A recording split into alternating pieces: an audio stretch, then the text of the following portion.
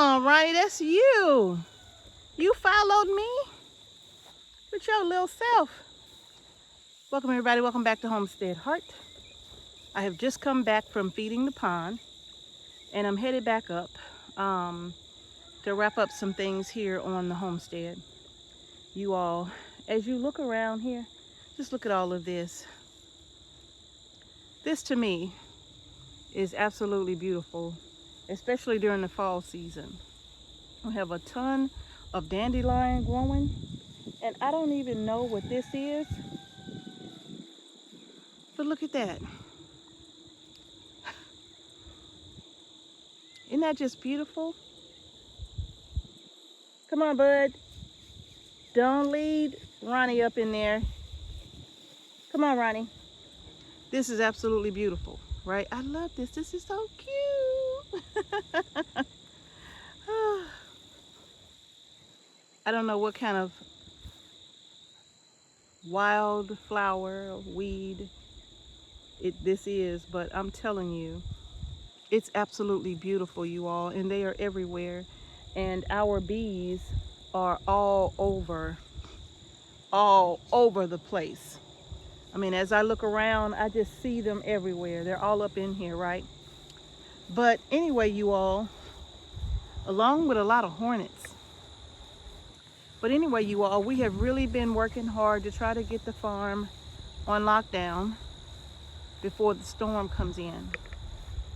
Ronnie? Oh, there he is. Okay. His little old self running 100 miles an hour. Now our bees are fine, but I'm thinking we're gonna probably need to strap them down and maybe put a real heavy brick on top. And we haven't had to do that since we've had them, but I'm thinking we need to do that. We need to strap them down to protect them because we don't know what kind of winds are gonna come through here. Hey, Kitty Wit. Come on, Kitty Wit. Where you at? With your little self. But anyway, you all, that's what we've been doing. We have, what we've decided to do for our goats is we've decided for our bucks, that is, for Zeke and Buck. We decided to go ahead and put the tarps up a little early for them. Now, what we do for them in the spring and summer is we take the tarps and we remove them or roll them or whatever we do with them, but we allow them to have that airflow all the way around because it's so hot outside, right? And it does allow, except for on one side, because it does allow for them to have some shade during the hot months. And during the fall and winter months, we start to close it off a bit. As you could see, we put the tarp, there it is, we put the tarp around the sides, and it just acts as a wind barrier when the temperatures are like down in the 30s and 20s even. We do that to give them some relief from the cold.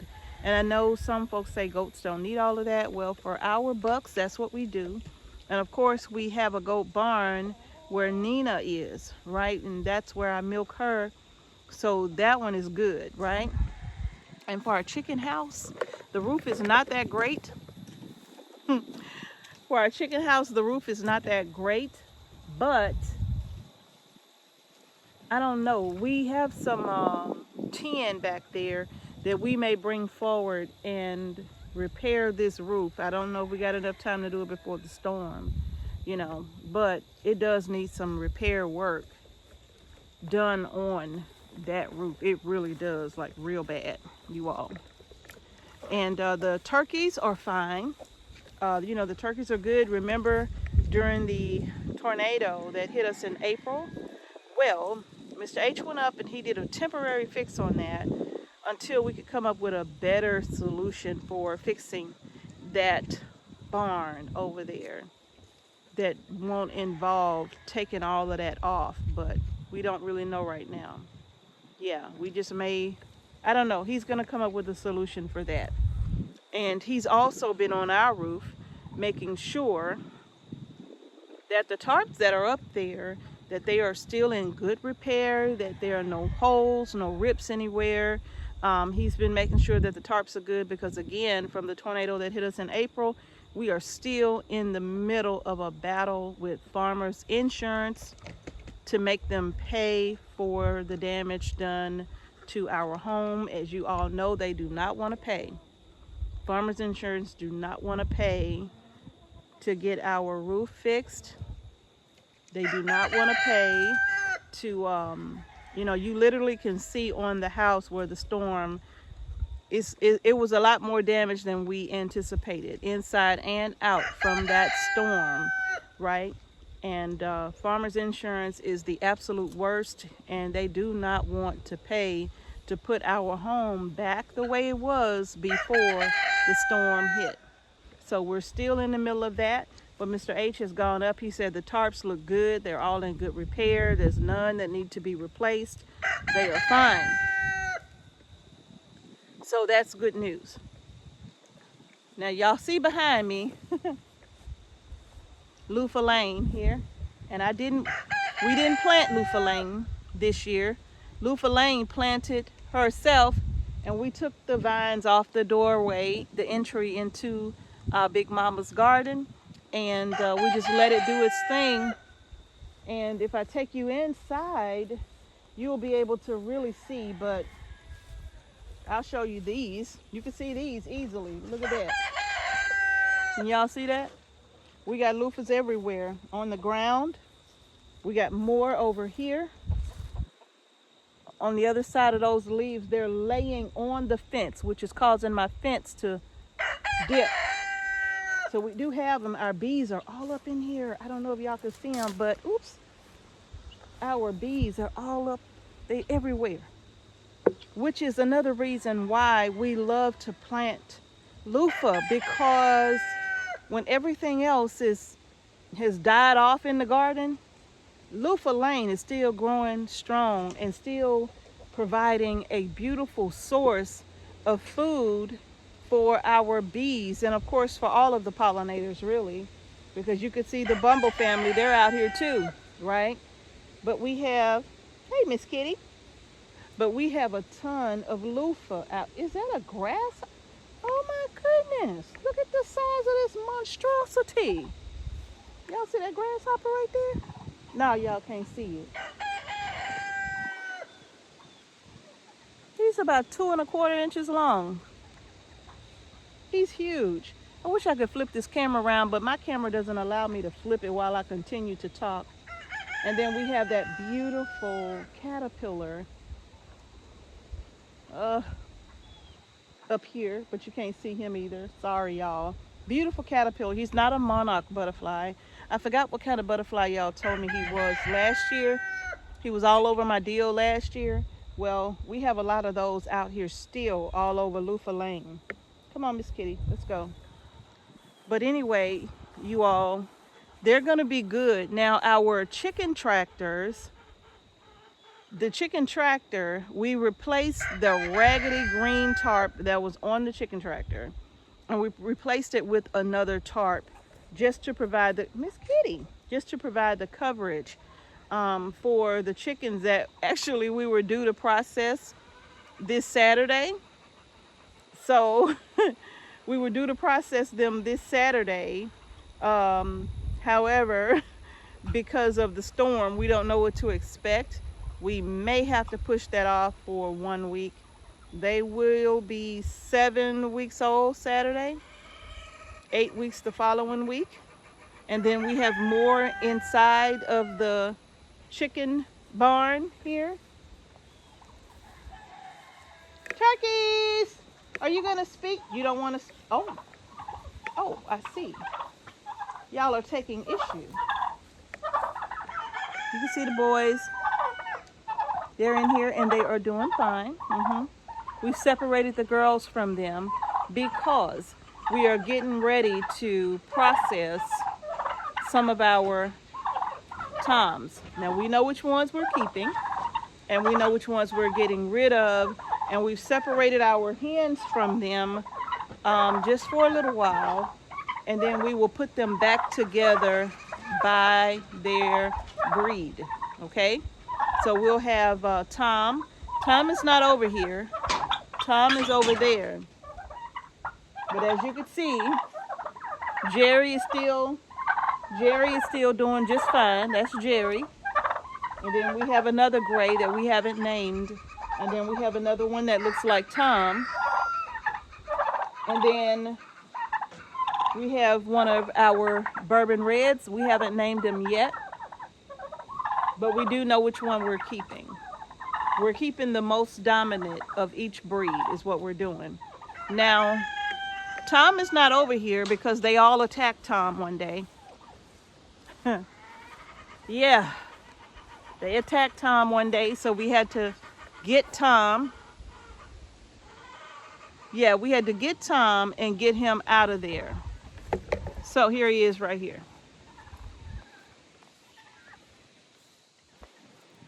There's Tom right there. He's over here. Tom is not going anywhere. Tom is the original, one of the original turkeys that we first got on our homestead. Tom ain't going nowhere, right?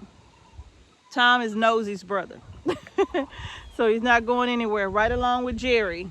Jerry's staying right here too. So we still have Tom and Jerry. And there's Zeke in the cut. So you all, yeah, we have been, Miss Kitty. This girl. So you all, oh. Since you won't leave me alone. But you all, yeah, we have really been trying to get everything together. We're moving the fruit trees right now. We're gathering all of the fruit trees that's in the containers together so that hopefully they will provide some kind of windbreak for one another. The green stalk, we were very concerned about it.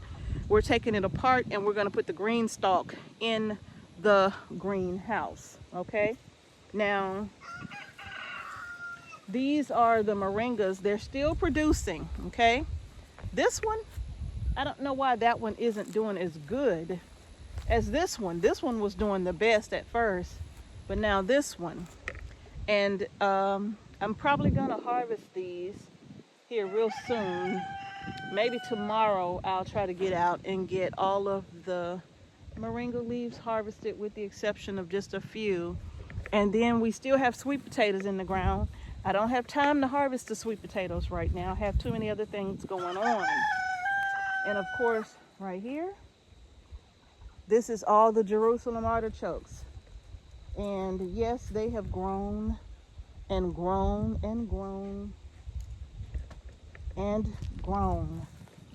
So I do have to get in and start harvesting the Jerusalem artichokes. And as you can see, well, you can't see now, but they had a ton of those beautiful sunflower, well, they're not sunflowers, but they look like sunflowers. And they had a ton of these gorgeous little flowers all over them, right? Yeah, but cooler temperatures, they're starting to die back. This has some bug damage. Look at that. Oh man, I just noticed just how bad the bug damage really was on this right here. But I'm not really concerned. It's one thing about Jerusalem artichokes. You can't get rid of them. You can hardly get rid of all of them. But you all, yeah, the sweet potatoes are not ready to be harvested as of yet. This is the chicken tractor I was telling you about. The tarp on the chicken tractor was in really bad shape. Really bad shape. And so I came out and just put another tarp on it. Got it from Lowe's. Just put another tarp on it. And that's going to provide them with quite a bit of cover. I am going to move them from underneath this big old massive tree here. I'm going to move them from underneath this tree and we'll put them in that second lane over there, which we're not ready to put them in that lane, because we were just saving that grass that they haven't been eaten on, because as you could see, we've been moving them kind of from back this way, kind of going back and forth, and then coming down this lane right here. So they have been moved. We only move them once a day. So they've been moved. They look good, as you could see. They look good and healthy. And they are roughly 6 weeks old. Yeah, they are 6 weeks old. They would have been 7 weeks old this coming Sunday, I think it was. And they'll be 8 weeks old the following week. So right now they're just sitting at about 6.5 weeks old. Yeah. But they're looking good and they are doing great. And so we have them covered back there, as you could see, with this tarp. So they'll be able to go to the back and stay out of the rain. And then it is covered on the sides as well. But like I said, we're going to move them to the center lane right here to keep them from under the tree, because we don't want anything falling on them underneath from this tree right here, just in case. We don't want anything falling. This right here is my turnip bed right here. I'm going to take my shade cloth and I'm going to put my row cover. I have an older row cover that I'm going to put over the top of this, because my seeds haven't germinated yet. So I'm going to cover that because I don't want the rains to pound on them so that they end up scattering my seeds. This was the bed right here that I was going to put more turnips in, and just changed my mind and decided that I'm just going to leave that bed alone and use the empties for the garlic and onions, because we got more onions, right? So now this right here, the sweet potato bed, and you can see the vines have died back. Let me bring y'all over. You all can see here, down in there, the vines have died back. So it really is time. And look at all the leaf damage here. And I forgot the name of that bug that they said is doing this. It could be like a sweet potato bug or something, but all of the leaves have these holes in them, and all of the vines have died back. So they're ready to be harvested. But I just don't know if we're going to have enough time to get these out before, I think tomorrow or Friday is when the storm is going to be coming our way. So we have really been very busy trying to get ready for this. All right. Look, more loofah. I don't know if y'all can see that loofah right there, but more loofah in this bed right here. Nope, we didn't put it there. We have more of bird gherkins in this entire bed. All of this is the bird gherkins. No, we did not plant them. And they are in this bed right along with our, can y'all see that? Our asparagus. We put asparagus in this bed as well. Now, also, I'm going to show you all the last of the loofah. I kid you not. I have no idea how this got here, but it did. Look at this. Come on, let me show you. Look at this. Sorry.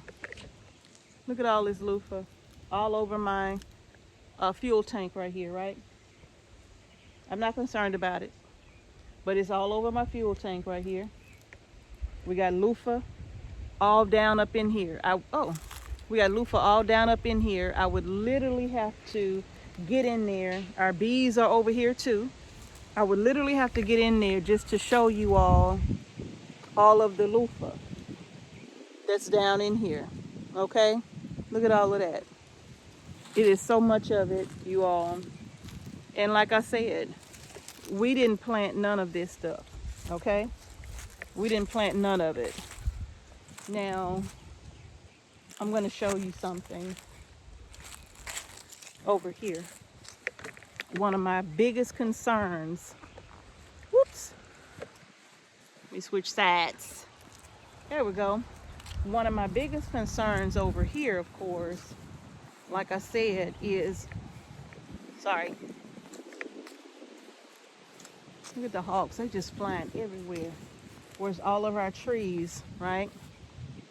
So we're getting all the trees lined up against the greenhouse here. The green stalk was my biggest concern. As you can see, look at there. It is sprouted. We got spinach and lettuces and radishes on the bottom, and they are doing very well. But we're gonna have to take this apart and probably line it up down here somewhere just to keep it from being blown completely over, you know. So, and then of course, what is that? Of course, a pot, moving our vehicles away from any trees too. So yeah, and getting grizzly anti-move, but they don't really ever seem to be kind of bothered by storms. Sometimes they go in their dog houses, sometimes they be walking around like ain't nothing happening, right? So we do want to get we're just trying to make sure all of our animals are secure is what we're trying to do. Hey, Smoking Joe, look at him. Come here, you. Ugh. See my powder nose, baby? Now his nose literally looks like that for real. He has nothing on it. He just has a powder nose. Yes, you do. Yes, you do, Smoking Joe. This Smoking Joe. All right, Smoking Joe. I'll see you later, my friend. But anyway, you all, yeah, that is going to do it.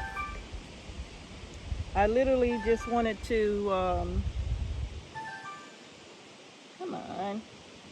I literally just wanted to kind of take you all through everything to kind of show you what we were doing to kind of get ready here on the homestead with our animals, especially with our trees and the garden.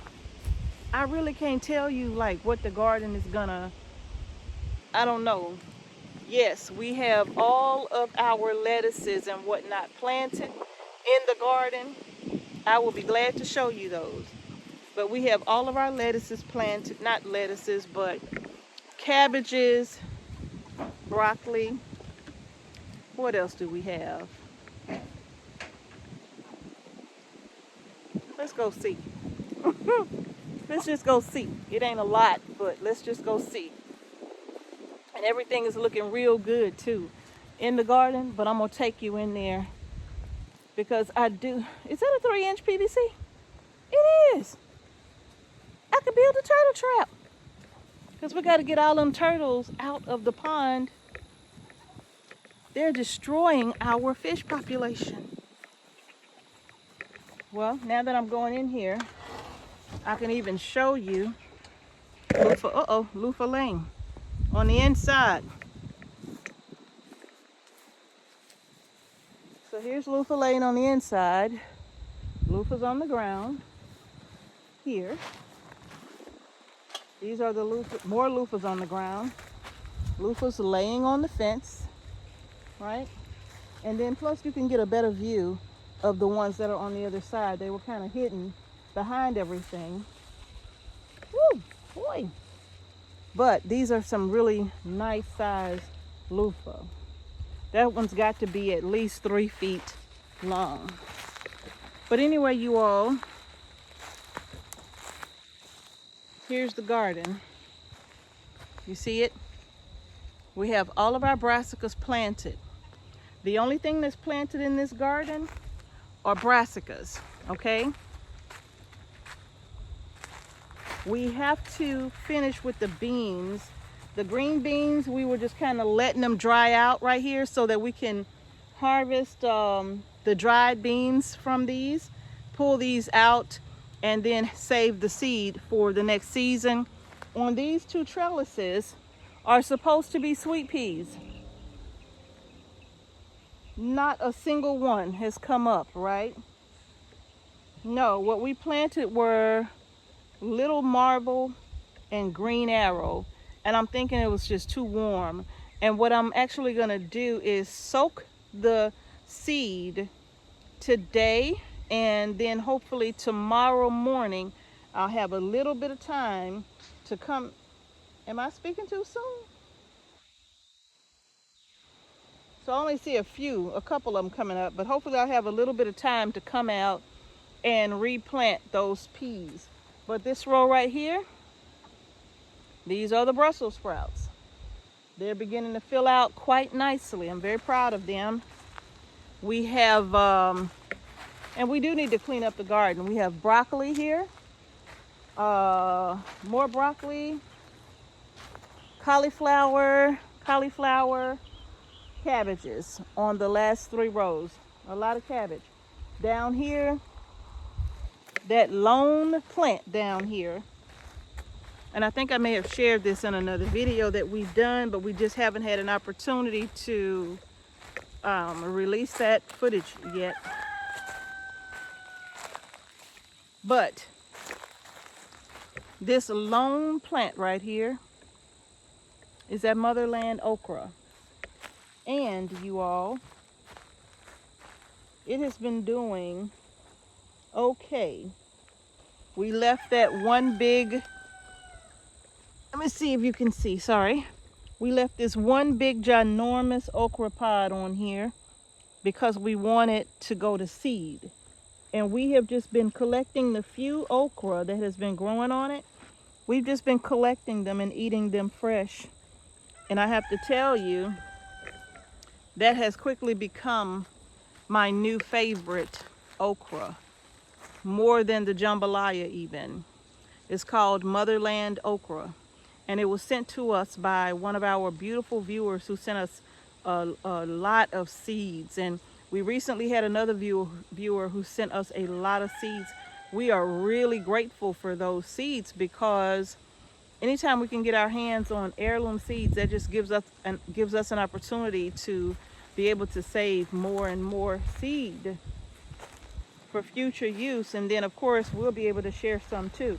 Now some of our cabbages are not doing so good. Some of them died off, like right down here by me. Some of them died because it was just so hot. And even though we're watering them every single morning with the drip irrigation, it's still, some of them are dying. But that's fine, because that's why we plant so many, because we anticipate losing some. Our Brussels sprouts, I'm happy to say, we only lost 2 plants from the Brussels, and just a few from the broccoli, and just a few from the cauliflower, you know, so we're real happy about that. But those cabbages, we've lost quite a few of the cabbage, and that's fine. We planted quite a bit, and actually I still have a few more starts that I can actually transplant. So, but yeah, you all, that's gonna do it. You know, I just wanted to kind of walk y'all through the homestead. It's been a minute since we walked the homestead together, and just kind of share with you what we are doing to prepare our farm for what's coming. Yeah. That's Pinguini. That's Pinguini. Like he has on a little tuxedo, like penguins do. So we call him Pinguini. But anyway, yeah, that's going to do it, you all. Like I said, we certainly hope that all of you are preparing for this storm. If you're in the path of the storm, even if you feel like it's just going to be rain, you never know. Sometimes these storms will drop other things from them, right? You know, you never know. They have the potential to drop tornadoes sometimes. And so it's just good to be prepared. So we hope that you all have your flashlights or your candles or your lanterns or whatever sources you're going to be using for light. I hope you have those together. Also, you all, make sure that, you know, hopefully if you've been canning, you won't have to worry about that, because you'll just be able to pop open a jar of whatever you've canned and feed yourself and your family. So if you do lose power and you don't have a way to cook a meal, well, if you got them canned goods, them jarred, if we have canned up some food and got them in those jars, you're gonna be all right. All right. So hopefully you all, and don't forget about making sure that your devices are good and charged up. Make sure your devices are charged. Yeah, you want to make sure you have some very important things like water, right? Food, a source of electricity. And remember that water is going to be used for not just cleaning or I mean, not just drinking, but if you need to flush your toilet, maybe you just want to get a 5-gallon bucket or two and fill them up with water and put them in the bathroom so that you can have them, in case you need them for the toilets or whatever the case may be. Whatever the case may be. So just make sure that you're doing your best to prepare. And if you're in parts of Florida where they are giving you evacuation zones, hopefully you all are looking into that and not just saying, it'll be okay. Hopefully you're looking into all of that to protect yourself and your family. All right. But for the rest of us, this storm is going to be moving up our way here in Georgia, and then I believe on up into the Carolinas as well. So we have a little bit more time to get our stuff together, right? We have just a little bit more time to get it together. So hopefully you all are doing that. Well, all right, y'all, that is going to do it. I just wanted to share this with you all so that we can kind of, just kind of have an idea of what we're doing here on the homestead to get things together. All right, y'all, if you haven't done so already, please give our video a thumbs up. Don't forget to subscribe to our channel and hit that notification bell so you don't miss any videos we upload to our channel. And thank you all again for watching Homestead Heart. Peace and blessings to each and every one of you. You all be safe out there, and we will see you in the next video.